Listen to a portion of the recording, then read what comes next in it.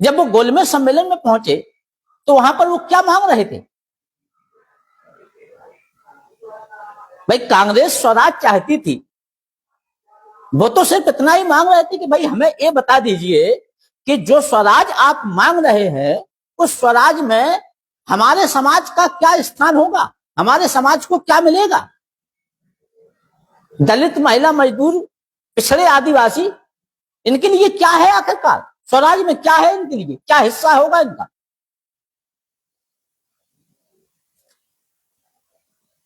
जैसे महाभारत में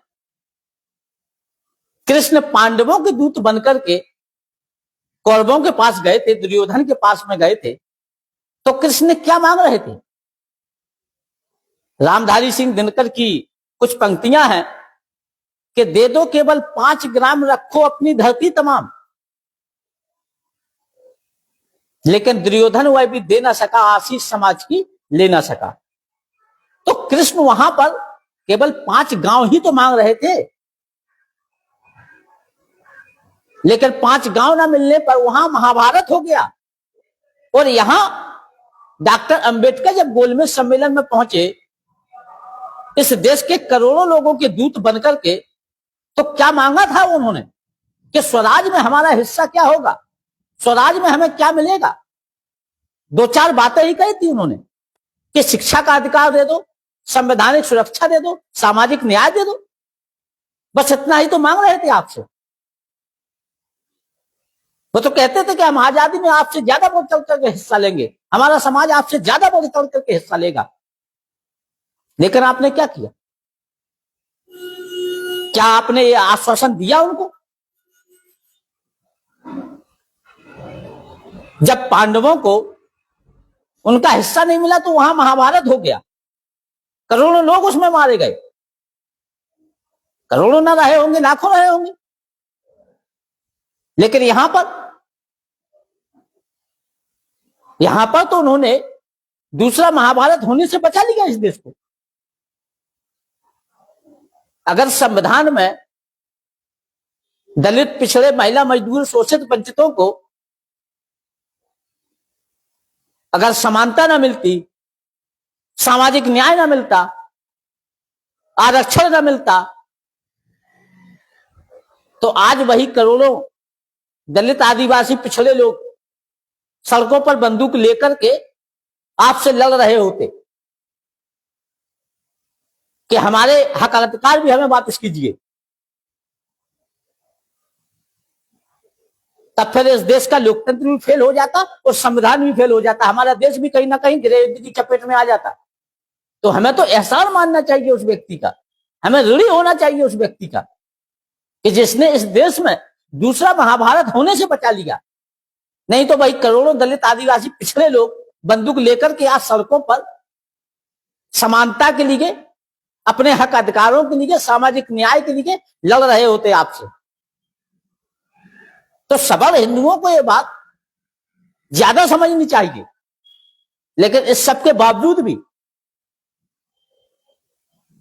उनके मन में किसी के प्रति कोई कृतज्ञता नहीं, कोई देश नहीं है। क्योंकि जब संविधान लिख रहे हैं तो मैंने कहा कि संविधान लिखते समय उनके मन में जो भावनाएं चल रही हैं कि देश भी बचाना है और संविधान भी चलाना है। और देश तभी बचेगा जब समाज बेहतर बन जाए, जो इस देश के दलित, आदिवासी, शोषित, वंचित लोग हैं उनको उनका वाजिब हक मिल जाए। गोलमेज सम्मेलन में उन्होंने यही तो कहा था कि भाई हमें स्वराज में क्या मिलेगा, स्वराज में हमारा क्या हिस्सा होगा। जब उन्होंने कहा कि भाई हमारी तो स्थिति इस देश में गुलामों से भी बदतर है, गुलामों के मालिक तो गुलामों को छू सकते हैं, लेकिन हमें तो छूना ही पाप समझा जाता है। तो आप हमारे लिए भी तो बताइए कि उस स्वराज में हमारा क्या हिस्सा होगा।